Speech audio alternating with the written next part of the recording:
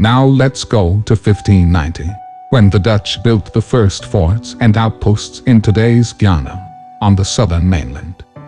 In 1602, the 7 United Republics of Netherlands established the East Indies Company to get on track of that much-coveted corridor to Asia.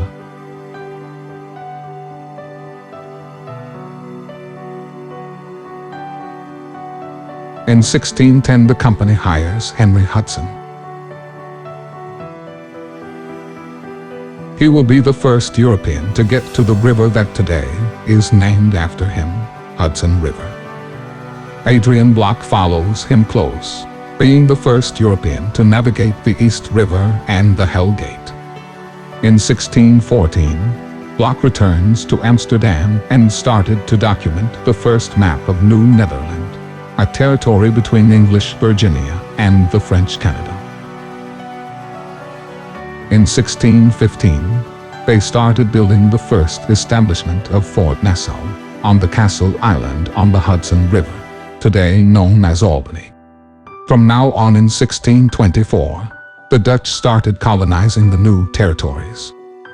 In 1626, the principal of West Indies Company, Peter Minuit, buys the Manhattan Island from the Lenape Indians in favor of agricultural equipment and tools worth 60 guldens. Between us, I am not sure that the Indians knew about money and trades. Back to our story. Once Minuit saw the gold in his hands, he started building Fort Amsterdam. At the same time, going north on the Little River, today's Cambridge, Massachusetts, the English begin colonizing the Boston area in large numbers. For 40 years, Netherlands colonizes the entire Gulf area. The colony develops and expands on the opposite side of the East River, towards Brooklyn, Bronx, and Long Island. Fort Amsterdam now becomes New Amsterdam, commercial port and the capital of the Dutch colony. Led by the endless expansion of the colony, the Lenape got into war against the Dutch starting with 1643-45. Aftermath of the Kief's War, the Indians were massacred in Pavania by the Dutch troops.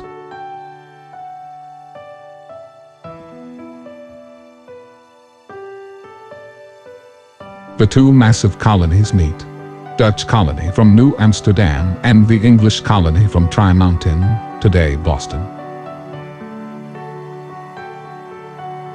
The Hartford Treaty makes them establish the new borderline of New Amsterdam, which was withdrawn west of Connecticut.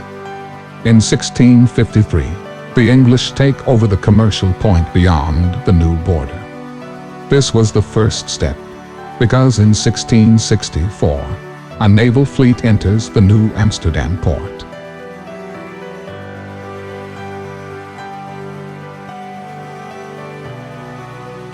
Outnumbered by the English, the Dutch hand over the port and the colony after a convenient negotiation of the company principal, Peter Stuyvesant. New Amsterdam becomes New York in 1664, named after the title of the English Prince James, and Fort Orange becomes Fort Albany, after the Scottish title worn by the prince. Along with the Dutch capitulation, Europe is hosting the Second War between England and the Netherlands, fired up in 1665, conflict which ends with a territorial exchange between the two nations as the Dutch gave up on New Amsterdam. They got in return today's Suriname. The Dutch put up a plan to have their hands on New York again, then named it New Orange in 1673, but the English got it back quickly and with the help of the Westminster Treaty, they named the land again by its English name, New York. You'll think that the English are now satisfied, but not yet. They fight the French and Indians for almost 90 years. Only after these conflicts were over, the English population begins expanding towards west.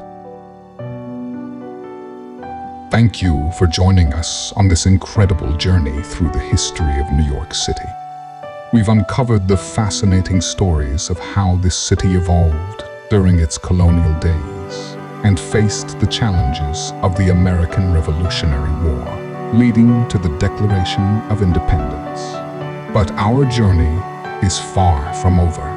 To ensure you don't miss this exciting chapter, please click that subscribe button and give us a thumbs up if you've enjoyed our journey through history so far. Stay tuned for the next episode,